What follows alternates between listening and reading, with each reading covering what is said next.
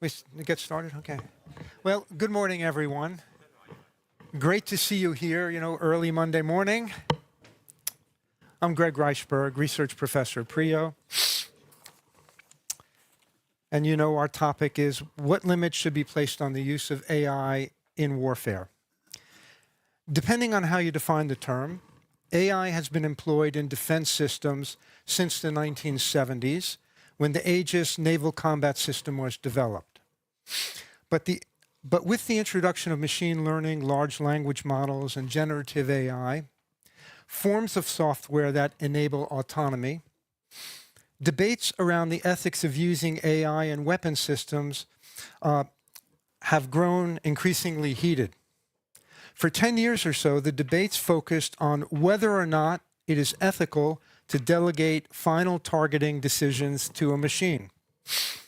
But over the last 3 or so years, the debate has moved away from this sharp dichotomy and has focused instead on dissecting how and under what conditions AI-enabled weapons are apt to be used well or badly, ethically speaking.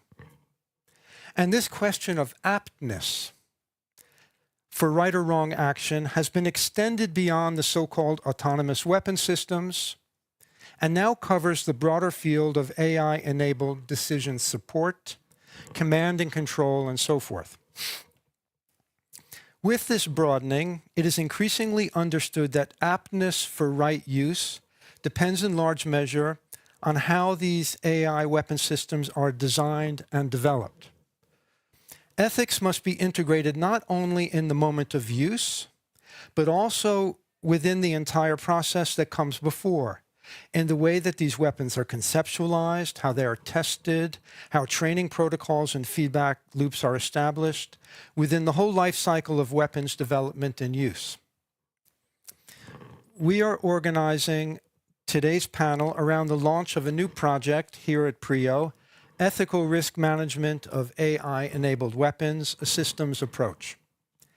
This is a 3-year collaborative project whose 4 partners are the Norwegian Ministries of Foreign Affairs and Defense, the Norwegian Red Cross, and the Center for National Security at Georgetown University's Law School. Please pick up a copy of our project prospectus for more information about the project. They're over there, okay. And you'll also find there a PRIO research paper on use of AI in military planning that was from a predecessor project. We'll begin with comments from our 3 panelists. First to speak will be State Secretary Eivind Petersson from the Ministry of Foreign Affairs. Afterwards, we'll hear from PRIO senior researcher Jovana Davidovic, who is also Associate Professor of Philosophy at the University of Iowa. She'll be Jovana, and then she'll be followed by Mitt Regan, Professor of Jurisprudence at Georgetown University School of Law. I've asked the panelists to orient their reflection around the following questions. They don't need to delve into each and every one of them, but this is just to give you a sense of the horizon we'll be working within. How is warfighting undergoing transformation through the use of AI? What ethical risks arise in this connection? How should these risks be addressed or mitigated? How should Norway situate itself in this landscape? Okay, thanks very much. State Secretary Petersson. I'll stand up if you don't mind then. Thank you so much. Very good morning. Good to be here. It is indeed a true honor to be here today to participate in opening this important event and to acknowledge the launch of a project that speaks directly to some of the most pressing and complex questions of our time, the Ethical Risk Management for AI-Enabled Weapons Initiative. So thank you again for the invitation. I was joking beforehand. I think I might have played a bit of a role in requesting an invitation to be here today as well. And the reasoning behind that is connected to the old saying, good rule for life, that one should not allow the urgent to overshadow the important. I remember that from joining the government 3.5, almost 4 years ago. and we were talking internally in the new political leadership of the foreign ministry that the calendars and the schedules and the in-trays and the media requests will be overwhelming at times, but we should always find time, resources, political attention to the important issues as well. And as some of you might have noticed, the past 3.5 years have been rather filled with, you could argue, both urgent and important issues when it comes to international affairs and foreign policy. You can, of course, also argue, and I especially maybe among experts in this field, that today's topic is urgent as well as important. But at least in my thinking, coming from a political level, this is indeed, for the medium, for the long term, extremely important issue, and I'm happy to be here to cast some more light on the many complexities of AI and military use. Because this interdisciplinary project, led by PRIO and its international partners, is a groundbreaking effort to bring clarity, rigor, ethical scrutiny to the evolving landscape of AI in warfare. This project is particularly special in that it brings together defense practitioners, policymakers, scholars, and civil society to develop risk assessment and mitigation strategies that are not only theoretically grounded, but are also actionable and practical. Why is this important? It is important because we are witnessing across the globe a steep increase in the development and deployment of artificial intelligence tools in military contexts. AI now plays a role in everything from surveillance and tracking to target identification and mission planning. These technologies promise faster and more informed decisions on the battlefield, with the potential to save lives and enhance precision, but they also raise profound ethical and legal questions that strike at the heart of human dignity, accountability, and the very nature of war. We must ensure that weapons that rely on AI are subject to meaningful human control. And a central reason for our engagement with this project is our interest in contributing to effective regulation of so-called lethal autonomous weapon system, laws. And as many of you know, international discussions on such regulation have not moved significantly forward for some time. Rather, we keep going through well-known arguments again and again.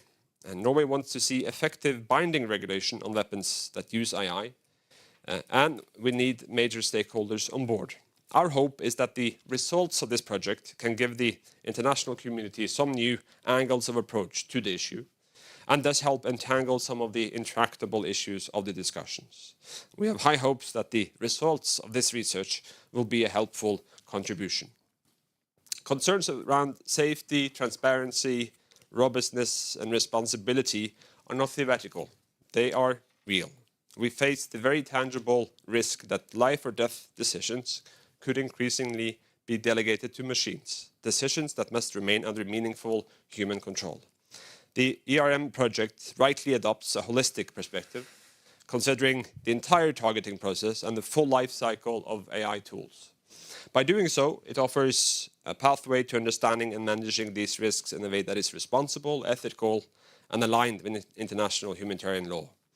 I want to commend PRIO, the Centre for National Security at Georgetown Law, and all the collaborating partners, including the Norwegian Ministry of Defence and the Norwegian Red Cross, for their commitment to this crucial work. It is not only timely, but it's also essential. And one thing is for sure, there are many unknowns, and this project is an opportunity to shed some light on some of the unknown aspects of the application of AI. We are living through a period of heightened geopolitical tension and rapid technological change. The global security environment is becoming more unpredictable, including new forms of warfare that challenge traditional norms and frameworks. AI and emerging technologies are at the forefront of this transformation, accelerating both opportunities and risks. And AI is both an enabling and a disruptive technology that is being increasingly employed in a wide array of civilian, military, and dual-use applications. AI as an enabling technology holds extraordinary potential to transform every aspect of military affairs, including procurement, hardware, software, operations, command and control, strategic communications, surveillance, intelligence, training, information management, and logistical support. As a general-purpose technology, AI represents a force multiplier with a capacity to reshape the conduct of warfare.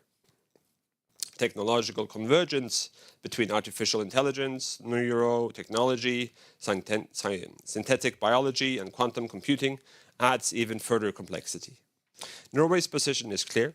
We are firmly committed to the principles of international humanitarian law and to the preservation of human rights and human dignity in all circumstances.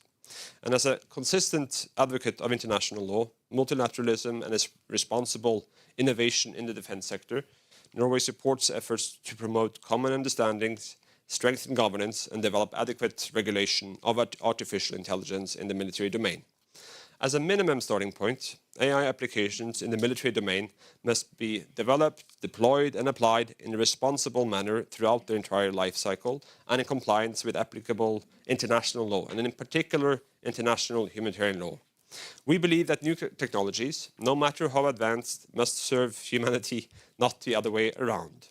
And in this context, the stakes could not be higher. The race to develop AI-enabled military capabilities is already well underway, and it is unfolding in a global arena where trust is fragile and transparency is often lacking. The potential for miscalculation, for escalation and unintended consequences is a matter of serious concern for all of us. There is clear need for the international community to deepen the dialogue on the military applications of AI and their implications for peace and security, including on measures to ensure responsible AI in the military domain. Just last month, we submitted Norway's position on these issues to the UN Secretary General as input for his report on this issue. Among our recommendations was that particular attention should be given to systems supporting combat operations, including the use of AI for situational awareness and decision support, where undesired outputs and behaviors in the AI application and loss of meaningful human control can have particularly harmful consequences. We also see the need to address AI in hybrid warfare, including but not limited to AI in cyber operations, AI in electronic warfare, and AI in information operations. Norway is committed to strengthening international cooperation on information sharing and capacity building, and by developing a shared knowledge base, states would promote common understanding, close gaps, enhance transparency, and build trust. And to this end, Norway would encourage the development and publication of national strategies and policy documents related to military applications of AI. Attention should be given to risk reduction and confidence-building measures. The timely development of adequate international AI governance with flexibility to respond to rapid technological advancements can help prevent technology-driven arms races whilst ensuring that innovation supports global security. Our engagement in this project reflects our broader commitment to multilateralism, transparency, and dialogue, and we recognize that no country can tackle these challenges alone. We also see this project as a way to strengthen the governance landscape for AI-enabled weapons by mapping existing tools and processes, clarifying key terms, and developing practical risk assessment instruments. The ERM project will help to lay the groundwork for more informed and effective policy responses, both nationally and internationally. In closing, I want to emphasize that while the challenges are great, so too is our capacity for responsible action. The work we begin today is a testament to that spirit, and together we can ensure that the technologies of tomorrow are developed and deployed in ways that uphold the values we all share: peace, security, and human dignity. Thank you very much.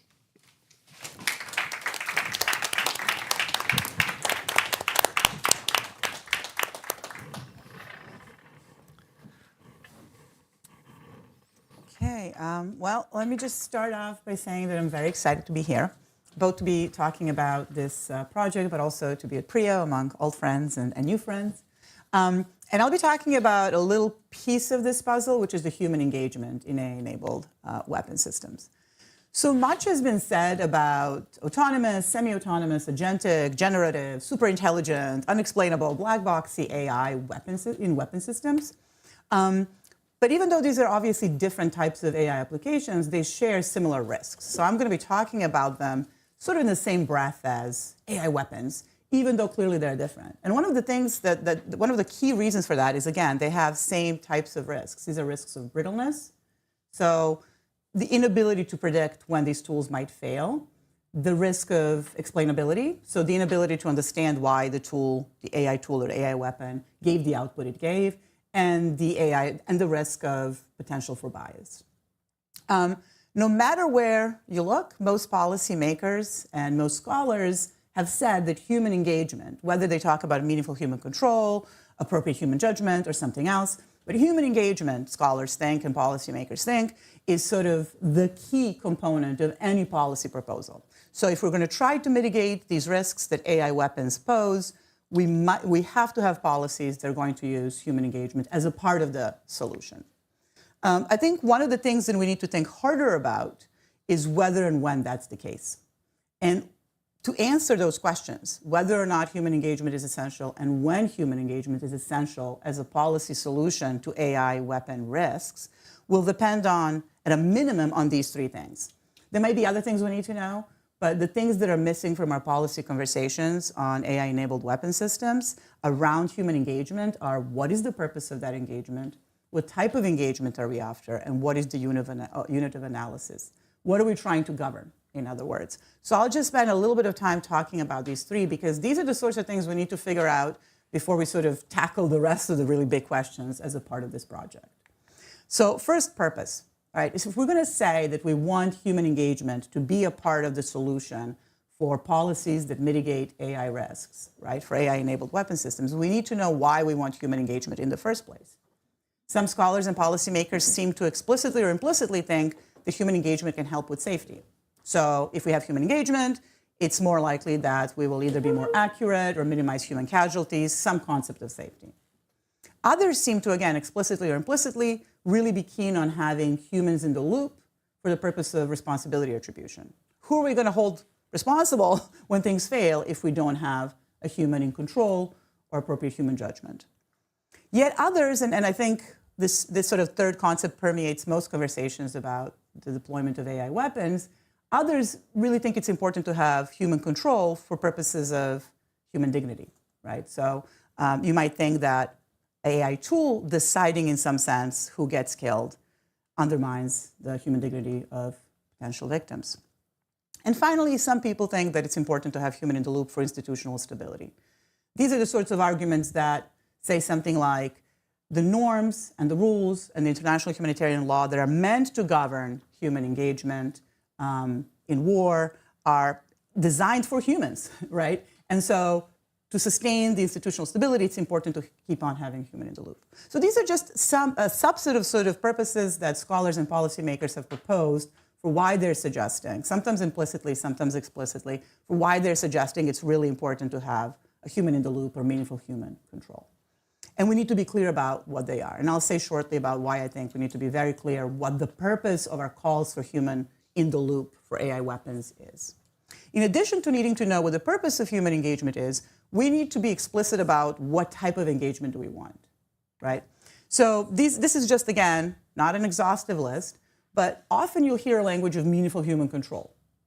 So you might think to yourself, some of the reasons to have meaningful human control is because you think that, for example, without a human making that final decision, you would violate human dignity, right? Other times, more recently, we've heard language of appropriate human judgment. You might think you want appropriate human judgment in those cases when you think that humans are better at doing some sort of analysis than a tool by itself. So you might think to yourself, a human plus AI tool does better on safety, let's say, than the tool on its own. This is an empirical question, right? But that might be another type of human engagement you want. Yet others have talked about human deliberation. You might think that the exchange of information between people is really important, instrumentally or inherently. Instrumentally, for example, if you think that speak up or challenge is really important. And yet others have talked about preservation of human intent and preservation of human values. So some might think that the only thing we really want from human engagement is that we preserve the intent of, let's say, the commander. So the commander has made a decision, and really what we want from human engagement is just that that intent of the commander permeates the entire decision-making process all the way to the deployment of the weapon. Finally, some have talked about preservation of human values. The idea here is might be that our sort of the way we design AI weapons embodies human values, right? That's a very loosey-goosey sense of human engagement. Now, why is this so important? Why is knowing the purpose of human engagement and being specific about the type of engagement important? It's important because if we're going to have policies, if we're going to propose policies that are meant to be actionable, then they better have compliance requirements about how you build the tool and how you deploy the tool. These policies better have specific compliance requirements for institutional design and technical design. And by institutional design, I mean stuff like, where is the human in the loop? What sort of information do they have? What type of hierarchies is that human a part of? And by technical design, I mean things like, what sort of explanations should this human have so as to engage in human judgment or human control or human deliberation? What type of user interface is best suited for whatever type of control or judgment or deliberation we're after? And so if we're going to have actionable policies, they need to be clear about the purpose for which we're calling for meaningful human control and the type of human engagement we want. In addition to that, it's really also important to be explicit about the unit of analysis. What are our policies trying to govern? Very often, this is also not made explicit. Sometimes we talk about having policies that govern weapons. Sometimes we talk about having policies that govern the targeting process.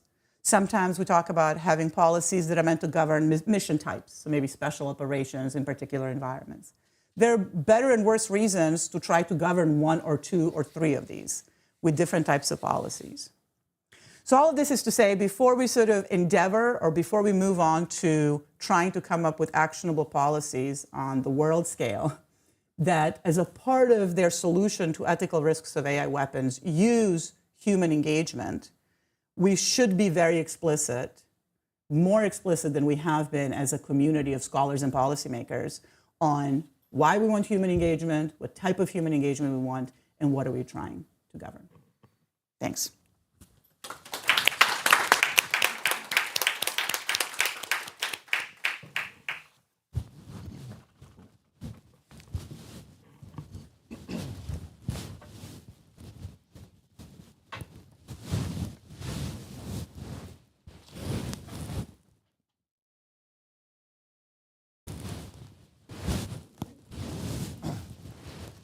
Thank you. It's a great pleasure to be here at PRIO, which is such a wonderful institution on international peace and security, and to be part of this exciting project with our partners from the Ministry of Foreign Affairs, Ministry of Defense, and the Norwegian Red Cross. I'm going to assume an audience that is interested in, although not necessarily intimately familiar with, this field. And I want to give you something of an overview of where we have been and ideally where I think perhaps it might be fruitful to be going. So the incorporation of AI capabilities into weapons has raised concerns about what the United Nations calls the loss of human control and judgment in the use of force because of the difficulties of anticipating and limiting their effects. The major focus on the international level to address this concern is the Convention on Certain Conventional Weapons. That convention bans or restricts the use of specific types of weapons that are considered to cause unnecessary or unjustifiable suffering or to be used indiscriminately. There has been a working group at the UN since 2013, and in 2016, okay.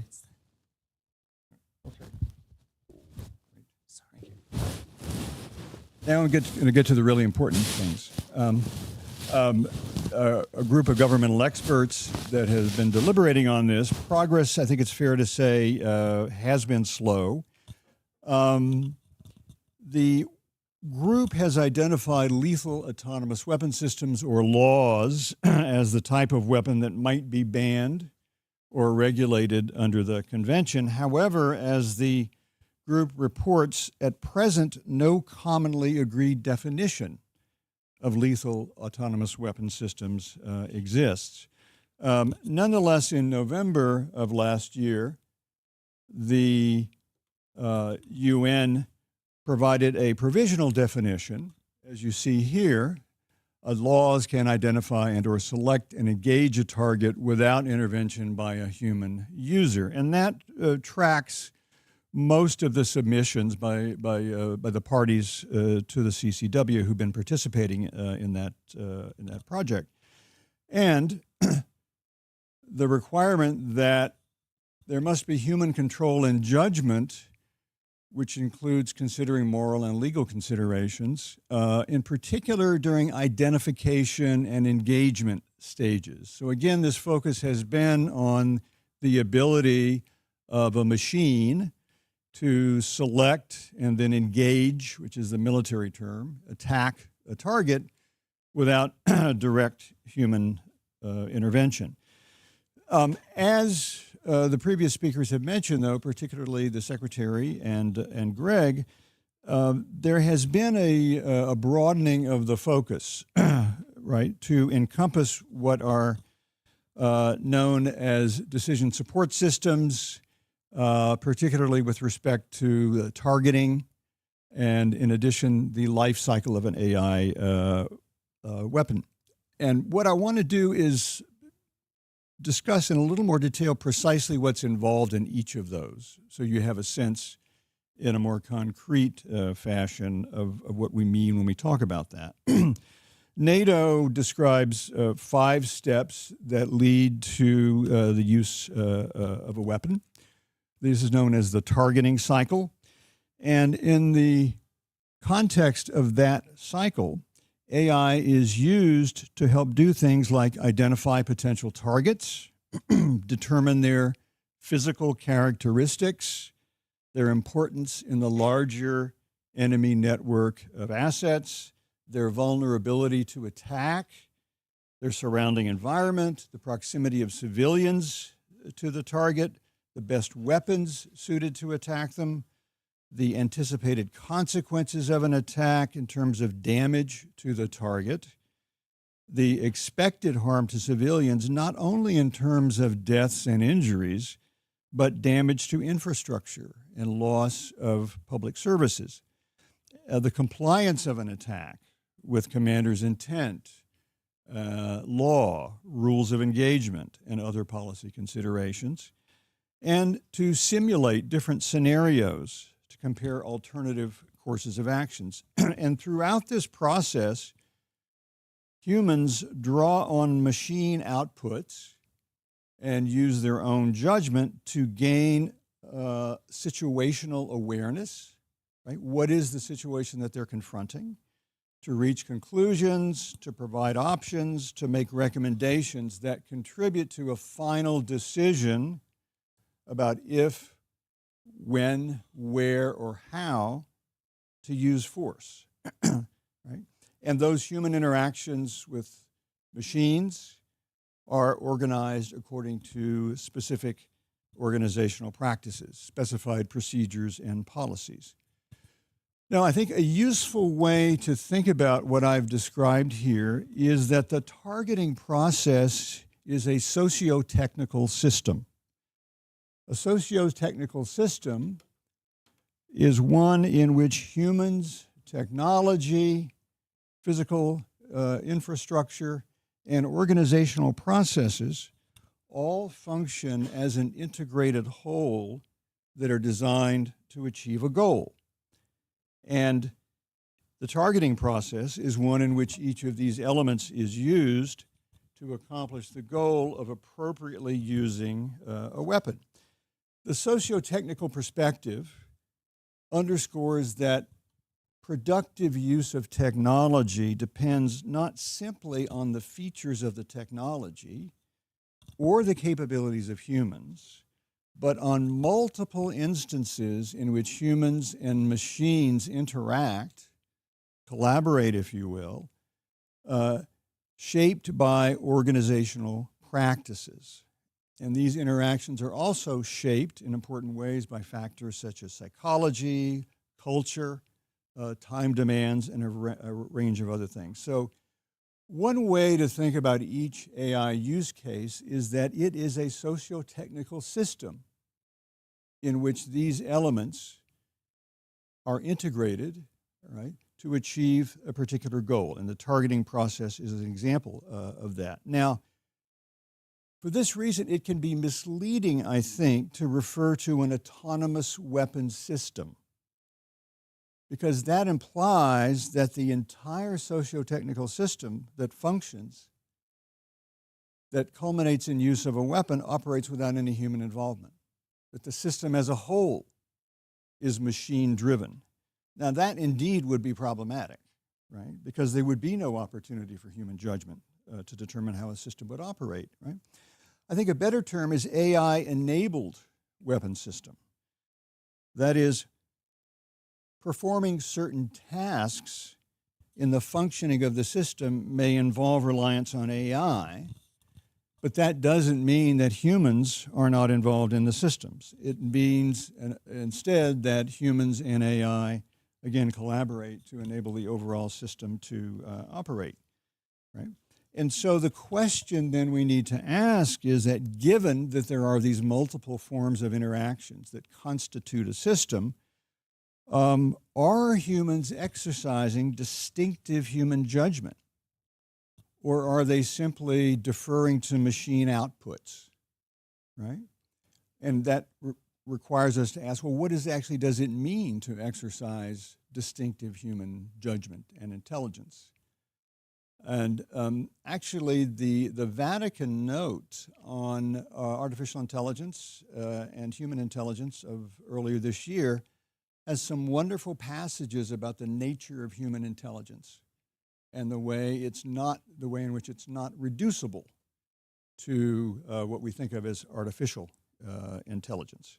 Right? And then finally, I want to close by saying that the targeting process itself is a socio-technical system which is embedded in a larger socio-technical system, which is the AI system's life cycle, which begins with conceptualizing a problem, determining whether AI is appropriate or can be useful in solving that problem, and then a whole range of activities there that I won't elaborate on, but involves testing, working with end users, determining appropriate bounds of the system, educating end users, commanders, operators, and so forth.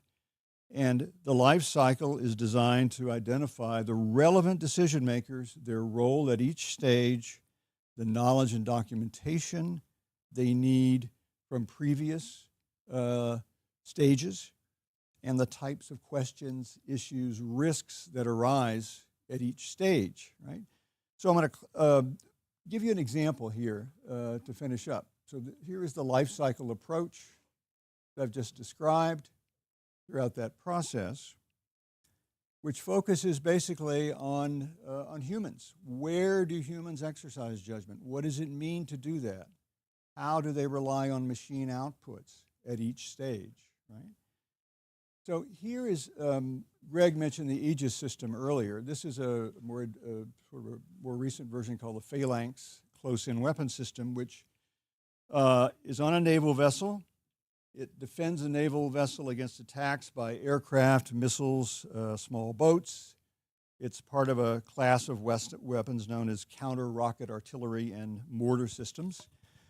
It's developed for situations in which a vessel will be under attack from so many incoming weapons that it is impossible for humans to select and fire on each target.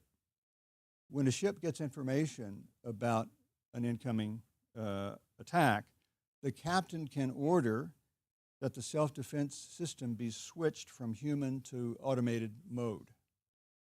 In this mode, the system detects incoming projectiles, determines their trajectory, their speed, their point of origin, uses algorithms to prioritize which are targets, and then fires a wall of projectiles to destroy all the threats much faster than humans could ever do, right?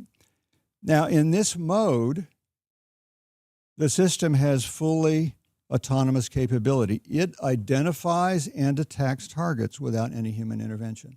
Right? Humans are not involved, right? So the question is, does that mean that the use of this weapon in autonomous mode is not guided by human judgment? But I think if we take a life cycle approach, we appreciate that humans are involved in multiple steps that lead to the activation of autonomous mode. Humans determined prior to developing the system that a problem could arise, such as the one in which this operates.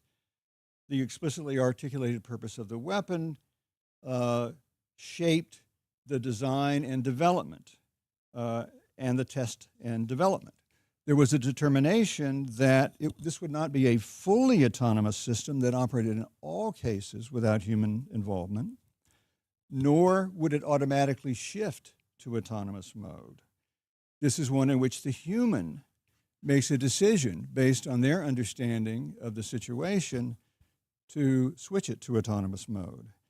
Certain targets are authorized, a limited class of targets, only objects, right, and only certain types of objects, enemy munitions, right? There are technical specifications that are provided. There are testing of what the normal system performance is, ways in which it could fail, right? There is then training of end users to give them a sense of how to monitor the system when it's operating in appropriate fashion, when it's perhaps moved beyond the environment for which it was tested, right? And the interface. It's important for a human to know when interacting with technology, what is the technology telling me? There are cases of accidents and other kinds of problems where humans were given the information by the technology, but they couldn't interpret it under the circumstances, right? And so the final point is that we need to move, I think, to a focus in which we think about the entire life cycle and ways in which humans and machines collaborate, right? The ethical quality, if you will, of a weapon does not depend upon focusing on a particular stage in the use of a weapon. It's a property of the system as a whole.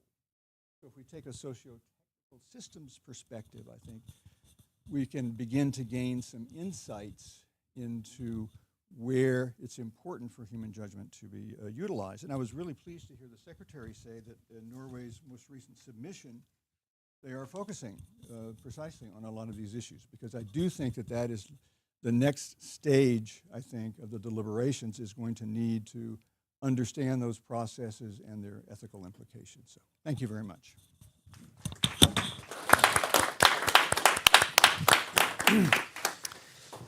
I received an important note. Food has arrived. Up to you when people can help themselves. Why don't we just take a minute, get something to eat if you'd like, and we'll resume right afterwards. 2 minutes. Thanks. Not for us, though. No. Well, you're welcome. Oh, yes, please. Thank you. Kaffe.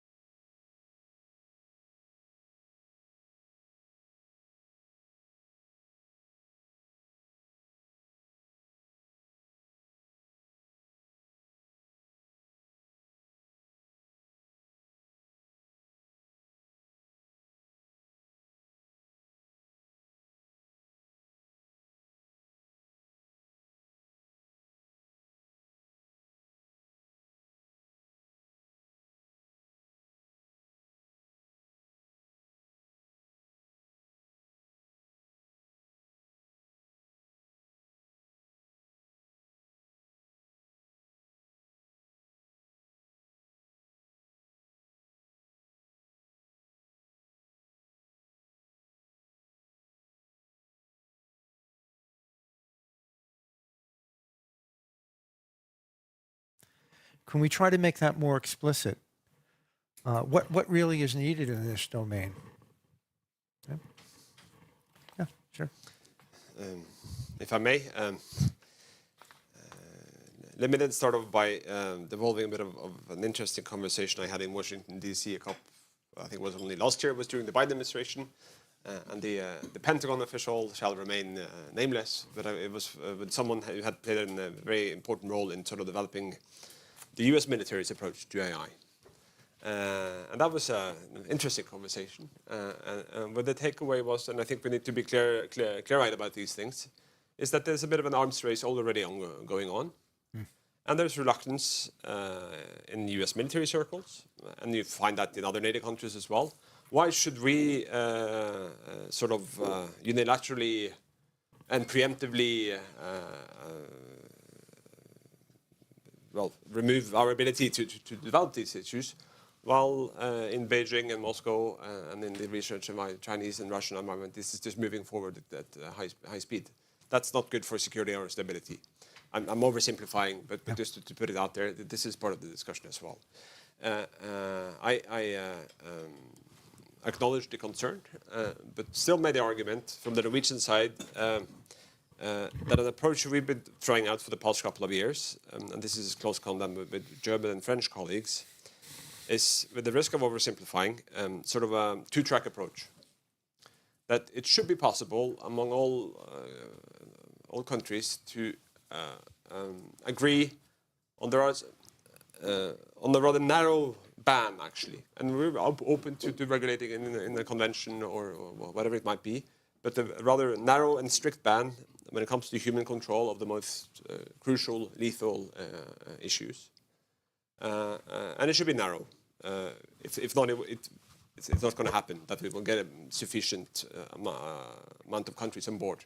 But around that rather narrow ban, we should introduce as much soft legislation as possible. Guidelines, principles, declarations, to make sure that although we have as much as a common ground and set principles on these issues as we can. And politically speaking, and also this is almost philosophical in the sense that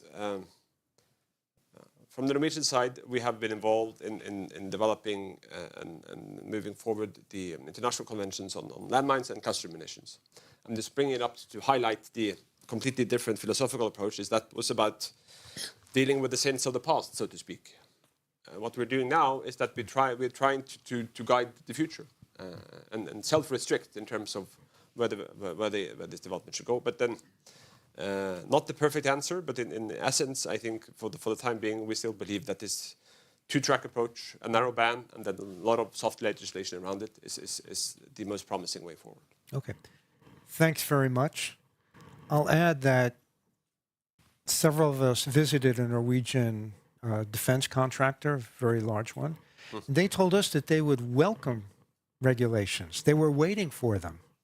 And part of the reason is they said it takes about 10 years to bring a new form of weaponry to market.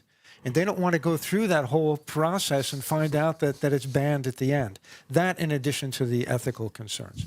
But the Jovana Mitt, what? So, I mean, I just quickly I pretty much agree with everything that the Secretary said. So just three quick things. One is we need to make sure that our regulations discuss R&D and T&E, testing and evaluating. We need to be explicit about the testing and evaluating requirements in particular. Two, I think we should make sure that we only govern things that are governable.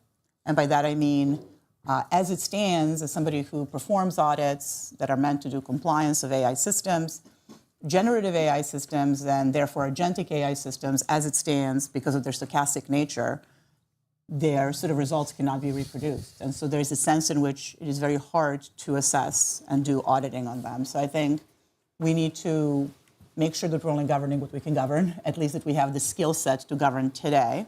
And then a related third point is we need to start thinking ahead. Most militaries have sort of shied away from using generative AI and agentic AI, but I'm confident that in the next 2, 3, 4 years, that won't be the case. And so we don't want to be, racing behind the progress of development of these tools again, because they're going to get that much more powerful. And we're taking our sweet time to come up with regulations. I think it's really important to start thinking now about tools that are not yet embedded in AI weapon systems, specifically agents. Just one follow-up. If a tool is not governable, should it be excluded? Should it not be allowed? Until it is governable. And by governable, I partly mean that we can perform audits to assure that whatever the compliance requirements are being met. And as it stands, we are really struggling to do that for generative AI and agentic AI, which is, part of the reason that militaries are not there yet on using those. Okay. Mitt? Yeah, I think there is a general agreement that it's important that human judgment inform the use of a weapon. But what is less clear, what has been less clear, I think, is what exactly does that mean? And again, I think if we think of a weapon as a system, rather than a weapon as something that operates in a very narrow sense, that I think is a fertile area for exploration. I mean, I think we can agree, we can think of it as a restriction in the sense that there should not be a weapon system in place in which human judgment does not guide its use, right? But the focus thus far, as I suggested earlier, has been on identifying and engaging targets. Now, I just gave you the example of the autonomous mode of the phalanx defense system, in which that does not occur. And yet we can say, I think, that human judgment guides the use of that weapon system. So I think that once we begin to open the aperture, to take a look at the targeting process and then more generally the AI life cycle, there's a lot of work that can be done on establishing standards, requirements, if you will, about what must be done in the course of those processes to ensure that there is human judgment that is exercised. And I do believe, I would agree that there can be some degree of consensus agreeing on, say, best practices, so-called soft law. The Secretary mentioned confidence building measures. Some of those were used during the Cold War, for instance. So I think that there can be a combination of that. But I think, the hard work, the next step is really getting down into the details and determining precisely what we mean by human judgment so that we can be confident at the end of the day that a given system is one that is guided by human values, human concern, human judgment. Thanks. Just a follow-up now. You said that both of you, that we should be better off using the language of AI-enabled weapons rather than autonomous weapons. Do you think we should just forego the labeled autonomous entirely?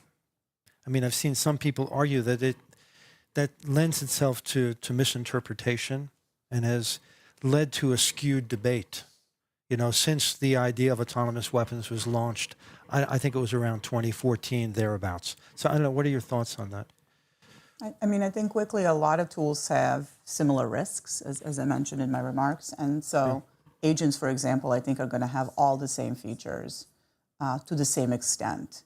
And so really, I think we should be circumscribing the units of analysis based on shared risks. So whether they're autonomous or they're agentic or they're super intelligent, I think is not the right way to approach this. I think we should be thinking about which tools have similar risks to the similar extent and then group them that way. And as it stands, I think agentic, super intelligent, and autonomous, and some even semi-autonomous weapon systems share all of those. Thus, I think we agree, AI-enabled weapons or AI-enabled tools, even the weapons, I think we're starting to shy away from and start thinking about a broader term, AI for warfighting. Yeah, I mean, there are autonomous, as I described, there are autonomous machine capabilities in the context of a system. There are autonomous machine capabilities that are used in the targeting process and in the larger AI life cycle. but I think that for various reasons, the focus has been, in colloquial terms, on killer robots. And the focus then has been this narrow emphasis on identifying and attacking a target. I think we don't want an autonomous weapon system in the sense that the system as a whole is driven by machine logic. There has to be human judgment that's infused in that. But I think, on balance, I think that the focus on autonomy maybe has been a bit of a distraction. I think there's a kernel of concern there that's certainly legitimate, but I think maybe the terminology has been used in ways that is not as helpful as it could be. Yeah, sure. If I may, just to give sort of a political perspective on this, in that I would say my approach would be almost extremely pragmatic and practical. Whatever works, whatever can bring us forward. Yes, the emphasis on autonomy has been to sort of differentiate from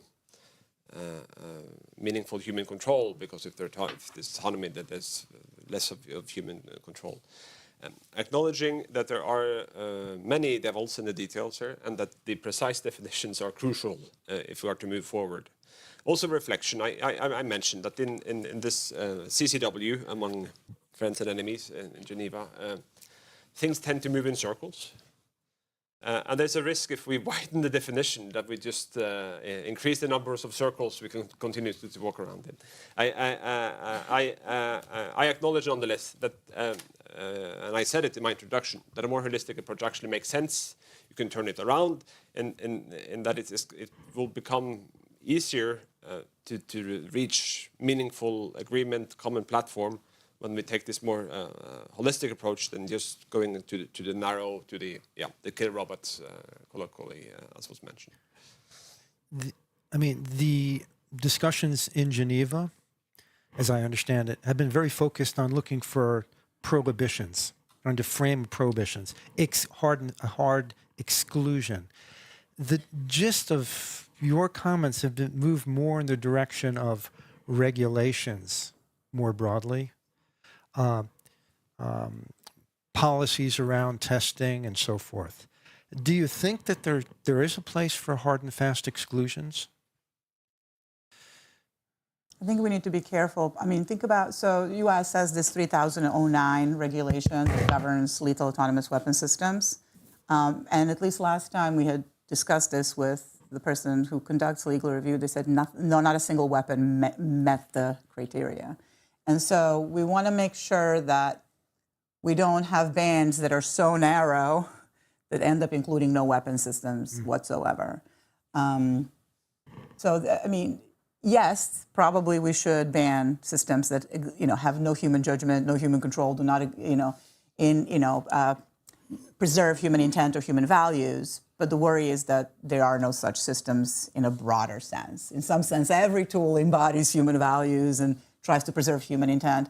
And so it's a tough one. So yes, we should ban them, but the devil is in the details of what do we mean by meaningful human control.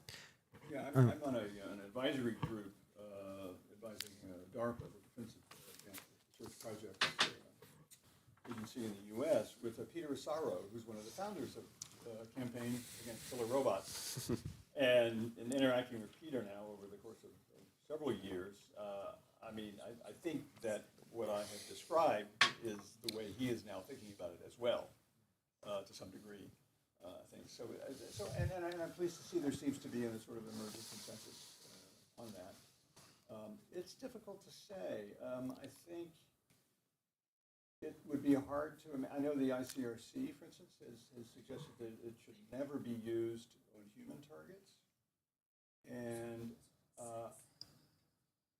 I'm very sympathetic to that, just because of the contextual features and information that you would need in order to do that, particularly in an era in which so many conflicts now are not between state militaries in uniform, but between states and non-state armed groups.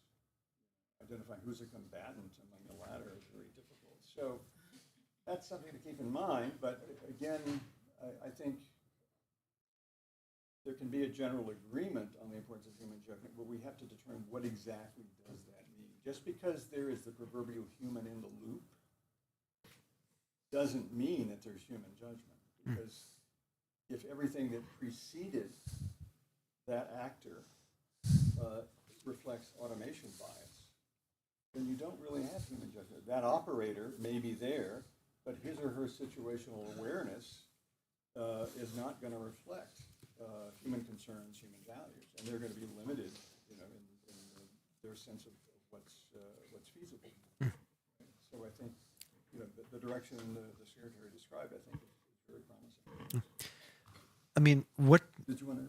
If I may, on this, just to add part of the political diplomatic reality of things in discussions is that there are a number of countries and also some civil society actors, at least in the past, have been really campaigning for having a specific ban, having a new convention, also arguing, then coming back to the Ottawa and Oslo conventions on landmines, anti-personnel landmines and cluster munitions. What happened then was that sufficient amount of countries moved things out of the CCW and went ahead, sort of a broad coalition of the willing.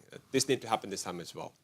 From the Norwegian from the Norwegian side, we're not ruling that out, but we're not there yet. And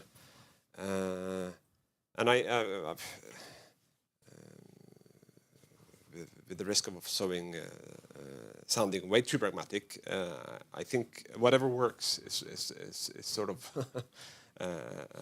one way of describing our approach. Yes, we have attached ourselves to what I refer to as the two-track or two-tire approach, a narrow ban that can be the legal instrument of some kind, and then all the soft law around it. But it's whatever can actually move this forward and avoid us just going in circles, although it has certain benefits going in circles because we discuss things at least, is what we will support. Great. Just a follow-up question before opening up for questions from the floor. I mean, you talked about the CCW process, but there's also a process underway at the UN General Assembly, which is distinct. I mean, what do you think are the prospects of that reaching a binding agreement? I mean, that's the Secretary General's stated intent. Do you see any better prospects in that form than in the CCW? I mean, we're looking forward to the Secretary General putting forward the report. I mentioned the submission that we made. That's hopefully going to move things forward. But in terms of getting consensus among the 193 member countries, that's not going to happen in the foreseeable. I mean, this is the same countries, actors blocking things in Geneva. They're going to be able to block things in New York as well. Okay. Yeah. And do you want to add anything to the only thing I would add, the minister began one of his remarks by discussing the conversations with someone at the Department of Defense in the U.S. And, I think that if we step back and take a look at it, militaries operate in the most chaotic environment known to humans. Right? The least predictable, fluid, and most fluid. And much of what they do is an effort to try to control every element of that environment as much as possible. So I think in general, militaries have the incentive to ensure that they understand as much as possible precisely how these weapons are going to function, right? And that they're used in accordance with the way that humans desire that they be used. I think that's sort of an institutional sort of set of incentives. The concern is the possible what's in the scholarly literature is called a security dilemma. That is, states believe that other states are racing ahead, right, making progress, and because of the nature of these weapons, if they develop them and then adversaries use them against them, that you're not going to be able to respond, right? And so that could create the risk that a state believes, well, we need to cut corners on testing and evaluation or operator training or what have you, because we need to get this out there as soon as possible, right? We're willing to accept a certain amount of risk, because we don't want to be left behind, because if, it may be too late, right? So I think the real concern, again, going back to the Secretary's comments on things like confidence building measures, like the U.S. has publicly proclaimed a set of ethical principles, and the Pentagon has. Its commitment to rigorous test and evaluation. It's one of a few states that actually does a weapons review under Article 36 of Additional Protocol 1 of Geneva Conventions. And so to the extent that states send these costly signals to say, look, we are incurring this cost. We are revising our test and evaluation processes to make sure that this is all done rigorously. They can provide some assurance to other states that, no, we're not just out there trying to move ahead as quickly as possible, right? And again, Russia, China, whoever else, I think there is going to be some institutional incentive to want to make sure that they understand precisely what's going to happen. Boy, one of these things. It's not going to kill their own forces or lead to unimaginable disaster. I mean, what you've both been pointing to is a tension, what's often presented as a tension between ethics on the one hand and effectiveness on the other. And there's often the assumption that what you give to the one, you take away from the other. And in the project that's starting up, ethical risk management, we want to challenge that assumption. Right? Anyway, I'd like to open it up for your questions. So please just indicate if you'd like to speak. Sigurd? Yeah.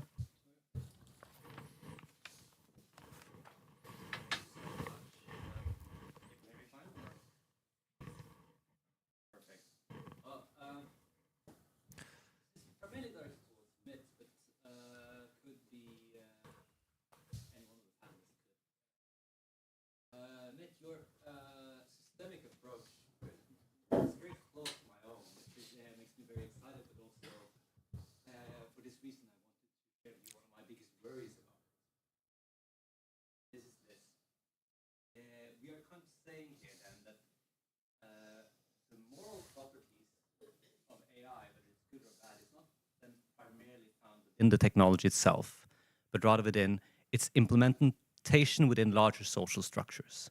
And whether it will exhibit good or bad moral properties will be almost entirely dependent, at least largely dependent, on how it is implemented within those structures. I think this is very true. One thing I'm often reminded of in this is the Obama administration's first justification for their drone program early in the Obama administration, where they basically made this sort of list of all the things they were using drone programs for and showing, well, we've done this, all of this we've done before, only with humans.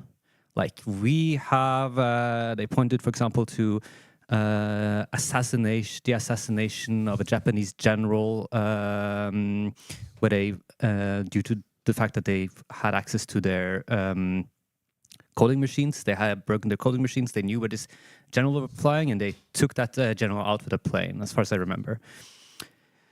Now, the problem with this entire justification, it is they didn't actually engage with how this new technology enabled the American military to act in entirely new ways. It changes the cost of projecting force in certain areas where you could argue that over parts of Afghanistan and Pakistan, a reign of terror was instituted in the name of the war on terror. So here's a case where looking at the technology individually and abstract, it seems perfectly fine, but then you see it as a part of a larger societal structure, and suddenly these new features of the technology emerges. Now, my biggest worry with bringing up this is that regulating this kind of thing goes into very minute decisions being made by the militaries about how they organize themselves. So then my first worry then is, won't like any kind of regulation that would be in any way effective then be almost immediately rejected, because no military would accept that kind of oversight and that kind of regulation on its own, what they would consider its own internal affair, what the state would consider like at the core of its sovereignty. So yeah, that is my challenge and worry to you, and I'm very curious to hear what you're thinking about this.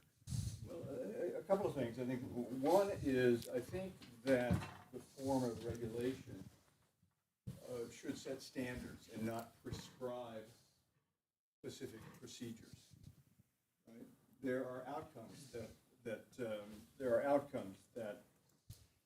have to be met, and this is true. I mean, we see this in other sectors of society, particularly when technology is moving so quickly that it's very difficult for governments to make certain prescriptions, right? Because it's the organizations on the ground who have the best sense of where the opportunities are to make a difference.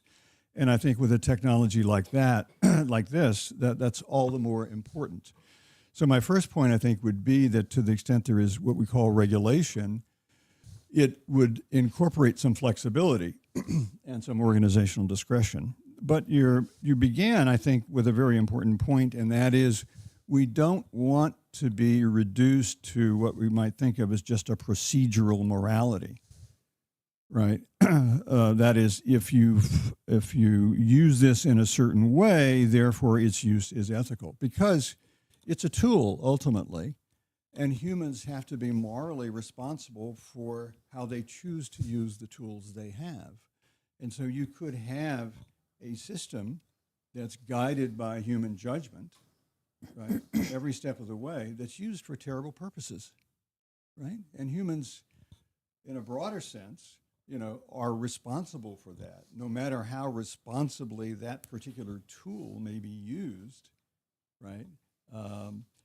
Nonetheless, the way it's used is something for which humans have to be morally responsible, I think. Thanks. I'll just say one thing. I think that a good example of this is if you think about specific requirements on, let's say, what sort of tools you can deliver and how. So let's say I'm building an AI tool for target validation or target nomination, right? And now I'm going to sell it to a bunch of potential users. I can make design choices as a developer about what they can do for sensitivity. And we saw this with Lavender, for example, right? So one of the things that you can, as a company, do, and then we can have regulation that embodies both limits on tools and limits on use, is to say, you as a developer cannot leave it up to the user to decide what the false positives and false negatives can be, to like broaden without, too broadly what counts as a target. And so I think that the systems approach and the socio-technical approach acknowledges that it's not just about the technical features of this tool and its ability to identify targets or nominate targets. It's also about what choices you make that will limit, let's say, misuse, abuse, or inappropriate use. And so that's just a little tiny example of why I think the socio-technical approach is really important, because it can capture that idea that we can make design choices, sales choices, procurement choices that all can affect the way it ends up being used, the tool, technically the same tool. Great, thanks. Another question, representative from Ukraine? Yes. Yes, thank you. I'm deputy head of the Ukrainian embassy. As we have literally a couple of minutes left, let me give you two brief practical inputs. So first, bans do not work. Ottawa Convention is a very good example. Ukraine joined Ottawa Convention, so now Ukrainian military cannot use anti-personnel mines. Russia did not join Ottawa Convention, so Russian soldiers do use them on the battlefield. That is clearly visible. You might have seen that several European countries have announced the decision to withdraw from the Ottawa Convention. So I cannot imagine a situation in which any bans on AI-enabled weapons would be taken by Ukraine, US, European countries, or whoever else, unless Russia and China take them, which as you told, is not an option. So they will still keep inventing that. So I would address you with a request to focus on some criteria, principles of the use of the weapons, but not the entire ban, because, as I said, it will simply not work. And second, a soldier or an officer on the battlefield will not read, 100 pages report by PRIO. He will follow the instructions given by his own government.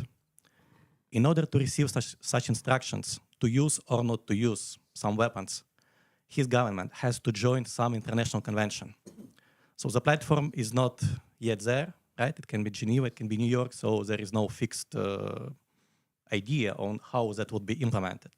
But again, my address to the authors, to the participants of this project would be, please focus on some provisions which can be put on paper in some international framework paper. Otherwise, that would be an excellent set of ideas on how these weapons should be governed. But unless you can put it in a very simple bureaucratic way for governments and armies to follow it, it will simply be academic exercise. Okay. Thank you. Thank you. And we'll also try to keep our reports shorter than 100 pages. But just if they'd like to respond. I was just going to say that one thing that's nice about these regulations, I think, is potential regulations, is that they will govern not just what humans do on the battlefield, but also what weapons manufacturers do. And so there are certain limits that I think can be put that would, apply to every weapon fielded. And I think that might make it to some extent easier. Mr. Secretary? If I may, just to respond to the Ukrainian colleague, point is well taken and well understood. I mean, Ukraine is now every day fighting a righteous and courageous war of self-defense, which is important of itself, but the future of warfare, to a large extent, is also being shaped by what's happening on the battlefields of Ukraine day to day. I would still argue that convention can actually make a difference, although we don't get universal adaptation. And maybe it has not been mentioned yet, but a small but very important bit of progress is the de facto ban that the nuclear weapon states have at least declared or self-declared, dealing with AI systems when it comes to nuclear weapons. But the Americans went forward and the other countries joined in saying that they should keep AI completely out of anything dealing with nuclear weapons. Of course, the science fiction manuscripts and books write themselves, rather dark ones actually, when confronted with nuclear weapons and AI. But at least that has happened so far, and it's an important step in the right direction. Hopefully, something that maybe work also as a building block as we try to develop more principle guidelines, criteria for the use of AI in militaries across the world. Mm-hmm. I think we have time for one more question. Yes. Yeah. Thank you. So I'm a student at the University of Oslo, currently in the last few days on my master thesis on the use of AI systems in Gaza. And my question is mostly directed at the State Secretary, but also the others. You mentioned that there were submissions by Norway on meaningful human control in this whole regulatory process by the GGE in Geneva. But other countries like Israel have submitted the current existing regulations, and IHL suffices in regulating these lethal autonomous weapons. And the question then is, what is the thought process behind pushing for this regulation instead of further interpreting existing international law? Because, for example, in my thesis, I've noticed that, okay, maybe these systems themselves are not that well regulated under IHL, but the way the systems are employed often fall under existing principles of IHL. So what is this thought process behind pushing for extra regulation instead of pushing for a new interpretation on existing rules? Mm-hmm. I'd very much like to respond to that, because that's a very good question. And you're actually perfectly right. This has been an important strand on the Norwegian approach. Instead of trying to develop something new, let's take what we have. international humanitarian law that it's universally applicable to all kind of weapon systems, also AI-powered weapon systems. And then from, again, being the practical person, it's easier to actually get something done when you can point to the fact that this is something we already have agreed upon, instead of designing something completely new, where you risk of just walking in circles. So yes, that's very much part of the Norwegian approach. Some work still needs to be done, looking at the Geneva Conventions and the wording, and people will be familiar with the important principles. How we need some common language, common agreement on what that actually, the interpretation in terms of what that means for the use of AI. But you're perfectly right. It's a very, very important strand of our approach as well. And I made just passing reference it in my introduction. But these are existing legislation, actually, international speaking, that also applies to AI, and let's use that and build on that platform. I'll just mention, you mentioned the use of AI in Gaza, the gospel and the lavender systems, which I think is a good illustration of the importance of taking a socio-technical approach, because what we have, contrary to the initial reports, are decision support systems, right? AI suggesting potential targets, which ideally an analyst then would supplement with other forms of intelligence before making targeting decisions. The challenge, as I understand it, is that at least in the early days of the war, there was significant pressure from very high levels to strike as many targets as quickly as possible, right? And so you end up with something akin to automation bias. An analyst who is supposed to take this information into account along with others and then make a considered judgment, one could imagine could simply defer to the machine, assuming, well, this is scientific, this is objective, right? And so, you know, as a result, will authorize striking the target, you know. So the way that humans interact with the technology is crucial in determining. You have a human in the loop then. You don't have the AI both identifying and attacking targets, but what's the quality of the judgment that human exercises under the circumstances, right? The other thing, going back to the comments on IHL, is at least there are reports that, you know, Israel's assessments of what is excessive civilian harm under IHL are more expansive than in many other cases, right? So that is an example where there is a framework within existing law, right? But as we know, IHL is, you know, not specific and precise. It allows a fair amount of discretion. Okay, Jovana, would you like? Okay, our time is up. Thanks very much. And please feel free to stay around and chat amongst yourselves and with the panelists. Thanks very much.